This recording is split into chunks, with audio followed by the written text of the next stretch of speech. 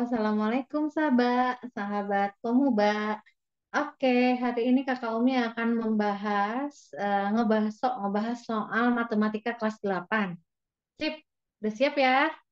Baik, kita mulai. Nah, apa nih pembahasan kelas 8 di matematika ini? Boleh ya, yang mau ikut ngotret silahkan. Oke, nah karena materi kelas 8 ini pendalaman ya dari geometri, kemudian pendalaman dari Pitagoras dan sebagainya, dan juga luas keliling dan sebagainya. Jadi adik-adik sebetulnya tinggal mengulang ya, tinggal mengulang materi kelas 8 ini, memperdalam ya dari materi SD. Next, nomor satu. Luas persegi panjang dengan panjang 20 cm dan diagonal sisinya 25 cm. Oke. Berarti yang diketahui apa? Panjang persegi panjangnya adalah 20 cm. Diagonal sisinya 25 cm. Oke, diagonal sisi itu adalah garis yang membagi sudut yang berhadapan ya, yang menghubungkan dua sudut yang berhadapan dari persegi panjang. Nah, 25 cm. Yang ditanya adalah luasnya. Tentunya adik-adik sudah tahu ya bahwa luas persegi panjang itu adalah panjang kali lebar. Nah, panjangnya sudah ada nih 20, tapi lebarnya belum ada ya. Nah, kalau mencari lebarnya gimana ya? Clue-nya berarti ada panjang diagonal sisi nih. Diagonal sisinya sudah ada. Hubungannya apa? Nah, hubungannya adalah rumus Pitagoras adik-adik ya. Pitagoras itu berarti apa rumusnya? Rumus Pitagoras adalah kalau diketahui, ini yang ditanya adalah lebar. Lebar itu berarti sisi tegak ya, atau di sini lebar itu berarti sisi tegaknya. Kalau ditanyanya sisi miring itu kan diagonal sisi. Sisi miring kuadrat sama dengan lebar kuadrat tambah panjang kuadrat ya. Karena yang ditanyakan lebarnya, berarti lebar kuadrat sama dengan diagonal kuadrat dikurang panjang. Nah, sekarang diagonalnya 25 nih. Berarti lebarnya sama dengan 25 kuadrat dikurang 20 kuadrat. Hasilnya 625, 25 dikurang 400. Sama dengan 225. Berarti lebarnya berapa? Akar 225, yaitu 15. Oke, udah dapat nih lebarnya 15. Berarti luasnya gimana? 20 dikali 15. Jadi 300 cm persegi. Nah, adik-adik nanti kalau belajar di Komuba akan dikasih tahu triknya bagaimana sih biar menghitung Pitagoras tidak panjang gitu ya, lebih praktis. Ada yang namanya kita tahu kode triple Pitagoras dan sebagainya. Next ya, kita akan bahas itu. Oke, nomor satu berarti jawabannya B. Next, nomor dua. Nah, ini Pitagoras lagi nih ya. Coba dilihat, mana di sini sisi miringnya? A, ini disebut sisi tegak ya. Sisi tegak. Kemudian 16 ini juga sisi tegak. 20 ini adalah sisi miring. Nah, hati-hati adik-adik ya, jangan ngapalin rumus. Sisi miring berarti harus miring. Enggak. Ini buktinya nomor 2 sisi miring enggak miring ya. Jadi sisi miring itu sisi yang berhadapan dengan sisi sudut siku-sikunya nih. Gitu ya. Nah, ini disebut sisi miring. Misalnya ini B, ini C. Yang ditanya sisi miring atau sisi tegak? Sisi tegak ya. Berarti kalau sisi tegak, kita ngitungnya A kuadrat sama dengan sisi miring kuadrat dikurang sisi tegak yang lainnya. Gitu. Jadi sisi miring memang harus selalu lebih panjang daripada sisi-sisi tegaknya untuk segitiga siku-siku. Berarti 20 kuadrat dikurang 15 kuadrat ya. Oh, 16 ya, 16 kuadrat. Oke, 400 dikurang 256 gitu ya. Hasilnya adalah berapa? 4, 4, 1 ya. 144. Jadi A-nya akar 144 sama dengan 12 cm. Ya, jadi jawaban nomor 2 adalah C. Gampang ya. Pokoknya kalau di Komuba nanti adik-adik akan diberikan triknya nih, cara prosesnya agar adik-adik bisa praktis menghitungnya. Namanya klik method ya. Oke, next. Nomor 3. Waduh, ini juga masih tetap triple Pitagoras nih. Wah, apa itu triple Pitagoras ya? Triple Pitagoras itu adalah 3 buah bilangan asli yang perhitungannya memenuhi rumus Pitagoras. Jadi sisi tegaknya, dua sisi tegaknya dan satu sisi miringnya harus bilangan asli. Bisa ngepas gitu ya. Jadi triple Pitagoras itu apa aja sih? Nah, misalnya ada A, B, C ya. Tentunya A dan B sisi tegak, C-nya sisi miring. Pertama ada 3, 4, 5. Jadi kalau sisi tegaknya 3 dan 4, sisi miringnya 5. Dan berlaku kelipatannya. Jadi kalau misalnya panjang A-nya dikali 2 ya, maka panjang B-nya juga harus dikali 2, panjang C-nya dikali 2. Maka hasilnya 6, 8, dan 10. Itu udah otomatis ya. Gitu ya. Nah, berarti triple Pitagoras pertama itu 3, 4, 5. Triple Pitagoras yang kedua itu ada 5, 12, dan 13. Dan berlaku kelipatannya. Kemudian ada 8, 15, 17, 7, 24, 25, dan 20, 21, dan 29. Banyak ya sebetulnya triple Pitagoras, tapi ini biasanya nih triple Pitagoras yang sering ada di soal-soal, biasanya ya itu yang seperti ini. Oke, sekarang nomor 3I ini kok nggak ada ya di sini? Di sini adanya 20, 15, 25.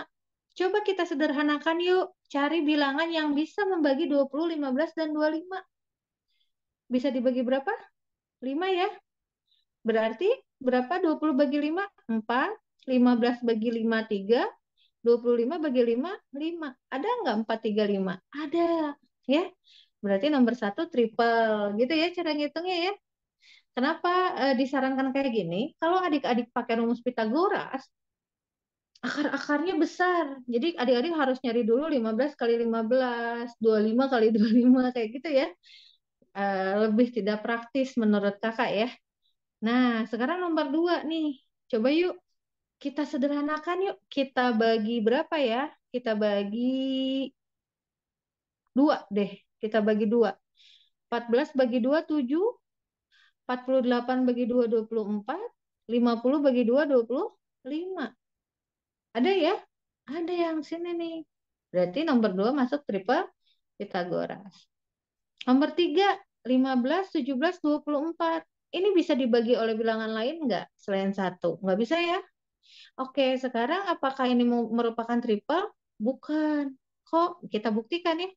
Hasilnya sisi miringnya 24 ya, yang paling panjang 24 kuadrat sama 15 kuadrat tambah 17 kuadrat hasilnya sama nggak? Coba buktikan ya. Ini hasilnya pasti tidak sama. Oke. Yang terakhir jelas ada ya. Nomor 4 jelas ada 20, 21, dan 29. Jadi yang disebut triple Pitagoras adalah nomor 1, 2, dan 4. Sip. Itu ya. Yuk kita pelajari lagi. Kalau ada yang tidak dimengerti, boleh hubungi Komuba ya. Kita belajar secara personal ya. Baik, nomor 4. Nah, L merupakan luas lingkaran dan D diameter lingkaran. Maka rumus luas lingkaran adalah, oke, adik-adik banyaknya ngapalin rumus luas lingkaran, biasanya jari-jari ya. L sama dengan Pi kali R kuadrat ya. Oke, karena ini yang diketahuinya diameter, berarti kita harus tahu dulu bahwa diameter itu adalah 2 kali jari-jari ya. Nah, ini jari-jari digabung jadi diameter. Jadi diameter itu jari-jari tambah jari-jari. Oke, kita turunkan ke rumus ini. Berarti L sama dengan Pi kali. Nah, ini yang diketahui jari-jari ya. Berarti jari-jari sama dengan setengah diameter dibagi 2. Berarti kita ganti R-nya dengan D per 2. D per 2 kuadrat. Hasilnya Pi D kuadrat per 4. Atau 4 kita jadikan seperempat. Pi kali D pangkat 2. Ini rumus luas lingkaran jika diketahui diameternya. Oke, berarti jawabannya yang D ya. Seperempat Pi D kuadrat. Intinya nggak usah ngapalin rumus satu-satu ya adik-adik. Hafalkan konsepnya aja ya. Oke, next nomor 5. Di dalam lapangan rumput berbentuk persegi. Oh, Pak, lapangan rumputnya berbentuk persegi ya, bukan persegi panjang ya. Berarti gambarnya, coba Kak revisi ya, berbentuk persegi nih lapangan rumputnya. Berarti sisinya sama nih, kayak gini ya. Nah, terdapat taman bunga berbentuk lingkaran. Oke, taman bunganya ada di tengah-tengah nih. Nah, harusnya gini ya. Diameternya 4. Diameter lingkarannya adalah 4 ya. Oke. Luas daerah yang ditumbuhi rumput berarti berapa dong? Nah, ibaratnya luas daerah itu yang adalah luas persegi yang sudah dipotong dengan taman bunga. Ya, berarti luas daerahnya adalah luas persegi dikurang luas taman bunganya berbentuk lingkaran. Luas persegi itu apa rumusnya? Sisi pangkat 2 ya, 6 kuadrat dikurang. Nah, yang diketahuinya diameter nih. Berarti seperempat kali 3,14 diameternya 4 ya, 4 pangkat 2. Jadi berapa nih adik-adik nih? Yang ini kakak Umi tutup dulu ya, biar tidak terkecoh. Oke, berarti luas daerahnya adalah 36 dikurang. Nah, gimana ya cara menghitung ini ya biar tidak panjang nih? Pertama, adik-adik uraikan dulu nih 4 kali 4 nih. Ini bisa dibagi 4. Berarti adik-adik tinggal menghitung 3,14 dikali 4. Yuk kita hitung bareng-bareng ya. 4 kali 4, 16. 4 kali 1, 4. Tambah 1, 5. 4 kali 3, 12. Komanya di sini ya. Jadi dikurangi 12,56. Hasilnya adalah, yuk siapa yang bisa? Hasilnya berapa nih? Iya betul ya. 23,44 meter persegi ya. Jawabannya adalah B. Kalau kelas 8 operasi hitung sederhana udah harus bisa ya. Biar membantu mendalami konsep yang lainnya karena soal-soal matematika kelas 8 itu udah sangat terapan dan mendalam adik-adik ya. Jadi jangan sampai adik-adik eh, keteteran gara-gara aduh perkaliannya masih belum hafal, aduh pengurangan desimalnya masih belum bagus gitu ya. Oke, semangat belajar terus. Yuk, kita masuk sekarang ke soal nomor 6. Apa ini nomor 6? Oke, perhatikan pada gambar. Panjang busur peki. Nah, panjang busur peki itu yang gimana sih? Yang ini ya.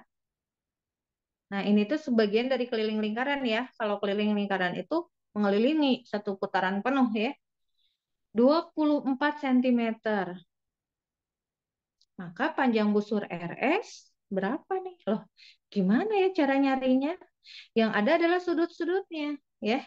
Kita lihat bahwa panjang busur PQ ini ditempuh oleh sudut mana? 105 ya. Sudut POQ. Diputar ya.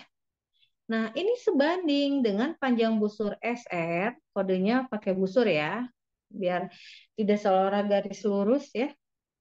Ini sebanding dengan sudut SOR. Nah, tinggal begini aja. Gak usah ngapalin rumus ya, pahami konsepnya. Oke, panjang busur PQ 24 cm dibagi 105 ya derajat. Panjang busur SR-nya belum ada, atau RS ya yang ditanya sama aja. Sudutnya adalah 35 derajat. Oke, kali silang. Berarti RS sama dengan 24 kali 35 dibagi 105. Ada yang tahu berapa? Kita sederhanakannya yang ini deh. 35 kali berapa ya yang hasilnya 105 ya? Betul ya, kali 3 gitu ya. 24 bagi 3, 8 cm. Jawabannya C. Nah, itu tadi ya, adik-adik harus paham nih proses perkalian, proses pembagian. Karena masalah di kelas 8 bukan hanya kali bagi, tapi sudah harus bisa menghitung panjang busur. Kemudian nanti juga ada juring dan sebagainya. Ya, yuk, mumpung belum terlambat ya. Semangat belajarnya. Oke, sekarang kita masuk ke nomor 7 nih. Sebuah balok memiliki ukuran panjang 15 cm, lebar 11 cm, dan tinggi 9 cm. Luas permukaannya berapa nih? Nah, ya siapa di sini yang suka ngapalin? Boleh ya kalau hafal ya, tapi kalau nggak hafal jangan khawatir, hafalinnya konsep ya. Panjang 15, lebar 11, tinggi 9. Yang ditanya luas permukaannya, bukan volume baloknya. Berarti kalau balok itu kerangka luasnya seperti ini ya. Coba ada berapa ini? Misalnya kalau ini diurai, berarti ini 15, 11, terus tingginya itu 9, berarti ini 9, ini 15. Ini berapa? 15 lagi, ini 11 ya. Karena ini menempel di sini nih. Ini 11, 15, ini 9. Maaf, ini 11, 9, maaf, ini 9, ini 9, 9. Nah, lagi ya. Ini 9, 9, ini 11 ya. Nah, pokoknya konsepnya kayak gini adik-adik. Adik-adik boleh nih kaliin aja satu-satu, luas 1, luas 2, luas 3, luas 4, luas 5, luas 6. Gitu ya. Kalau lupa rumus nih. Tapi di sini Kak Umi kasih klik method deh cara ngapalin luas permukaan balok itu. Ada kata kuncinya. 2 kali pintu P kali T ditambah LT lantai ditambah palu P kali L. Berarti 2 kali P-nya itu 15 kali 9 tambah L-nya 11 kali 9 tambah 15 kali 11. Berapa yuk? 15 kali 9, 135. 35 tambah 99 tambah 165. Wah, ini harus berlatih ya. Berarti 135 ditambah. Yuk, kita jumlahkan sekarang 135 ditambah 99, 14, 3, 234 ya, ditambah 165. 9, 9, 3. Nah, 399 dikali 2 berapa? 798 cm persegi ya. Jawabannya. Tip ya, 2 pintu tambah lantai tambah palu ya. Oke, next. Nomor 8. Budi mempunyai kawat sepanjang 24 meter. Jadi kawatnya panjang banget nih, 24 meter nih si kawatnya ya. Nah, kemudian kawat itu akan dibikin rangka, ya, rangka balok kayak gambar di samping ya. Tapi pengennya si rangka baloknya itu ukurannya 15, 12, dan 13. Banyaknya rangka balok yang dapat dibuat berapa? Ya udah, berarti adik-adik harus bisa menjumlahkan panjang kawat untuk satu balok dulu. Berarti ada berapa sih panjang yang ukurannya 15? 4 ya. Rumusnya adalah 4 kali 15 tambah 12 tambah 13. Berapa nih? Berarti 27 tambah 13, 40. Berarti ada 160 sentimeter. Sementara panjang baloknya ada 24 meter. Berapa senti? 24 kali 100 ya. 2.400. Jadi banyaknya balok yang bisa dibuat tinggal dibagi adik-adik ya. 2.400 dibagi 160. Berapa nih? Kita coba penyederhanaan ya. Coba masing-masing dibagi 8, 30 per 2 atau 15. Oke, berarti jawabannya 15 buah, Dek. Itu ya. Oke, next. Nomor 9.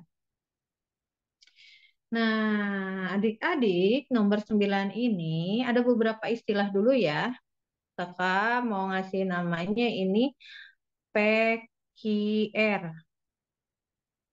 Ya, kita lihat sekarang. Pertama, apa itu 42 derajat? 42 derajat itu adalah sudut QPR. Ini disebut dengan sudut keliling. Ya, sudut keliling ini sama dengan 42 derajat. Nah, sudut pusatnya apa? Sudut pusat itu adalah sudut yang dibentuk oleh dua buah jari-jari. Ya, kalau sudut keliling ini menghadap busur QR, berarti sudut pusatnya itu yang menghadap busur yang sama ya, yaitu sudut QOR. Nah, besar sudut pusat itu adalah 2 kali sudut keliling. Berarti 2 kali 42, 84. Yang ditanya apa? Yang ditanya X ini nih. Gimana ya caranya? Oke, berarti kan kita udah tahu nih. Nih, sama kamu diperbesar lagi ya. Ini kita sudah tahu ini 84. Yang ditanya sudut X ini. Nah, sekarang kalau adik-adik jeli ya, segitiga QOR ini segitiga sama sisi sama kaki atau sembarang? Kalau kalau jeli berarti kan ini jari-jari ya. O ke Q itu jari-jari, O ke R juga jari-jari. Berarti ada 2 jari-jari pasti ukurannya sama ya. Berarti segitiga QOR ini adalah segitiga sama kaki. Nah, kalau segitiga sama kaki berarti sudut X-nya sama nggak dengan sudut R? Sama ya. Jumlah sudut segitiga itu 180. Jadi sudut X-nya adalah 180 dikurangi 84 bagi 2. Berapa nih? 96 bagi 2, 48 derajat. Ya, jawabannya B. Nah, ini juga luas dan mendalam ya. Jadi adik-adik nggak bisa hanya ngebahas satu ini dulu gitu. Harus membahas dulu konsep sudut pusat, sudut keliling, pahami dulu. Baru ada ketelitian mata kita ya untuk membentuk sudut-sudut seperti ini. Oke, next nomor 10. Nah, luas alas suatu limas sama dengan luas alas suatu kubus. Luas alas ya. Nah, ini coba kita perhatikan nih. Luas alasnya berarti yang ini nih, yang bawah. Kurang terlihat ya. Kita pakai warna biru. Wih, kita pakai warna biru. Nah, ini luas alasnya. Luas alasnya ternyata sama ya. Kakak Umi kasih nama, kubusnya AB, luas alasnya itu ABCD. Nah, tingginya ini tinggi 5 sih. Clue-nya adalah suatu kubus, luas alas suatu kubus sama dengan luas alas 5 ya. Nah, luas alas suatu limas sama dengan luas alas sebuah kubus. Dah, ini informasinya. Tingginya limas, ini 1/3-nya tinggi kubus. Perbandingan volumenya apa? Nah, adik-adik, yang harus adik-adik perhatikan pada saat menghafal volume, ya, kubus itu merupakan prisma. Jadi ngapalinnya, volume prisma itu adalah luas alas kali tinggi prismanya. Ya, kalau di sini berarti kubus ya prismanya. Volume kubus sama dengan luas alas kali tinggi kubus. Sekarang volume limas berarti 1/3 luas alas kali tinggi limas. Oke, kita bandingkan sekarang ya. Perbandingan volume limas dibanding volume kubus. Berarti kalau volume limas sepertiga ya, luas alas kali tinggi limas. Volume kubus, luas alas kali tinggi kubus. Nah, ada clue-nya, tinggi limas sepertiga tinggi kubus. Kita ganti nih tinggi limas di sini dengan sepertiganya ya, tinggi kubus. Berarti 1/3 luas alas kali 1/3 tinggi kubus sama dengan luas alas kali tinggi kubus. Nah, tinggal dibagi aja deh. Jadi 1/9. B jawabannya. Itu ya. Yuk, semangat belajar lagi nih matematikanya di kelas 8 ya. Kalau ada yang masih belum paham, pengen memperdalam, belajar yuk di Komuba. Kakak-kakak Komuba akan mendampingi adik-adik nih sampai paham banget ya secara personal. Baik, itu saja ngebahas soal hari ini bersama Kakak Umi. Semangat terus. Dadah. Assalamualaikum.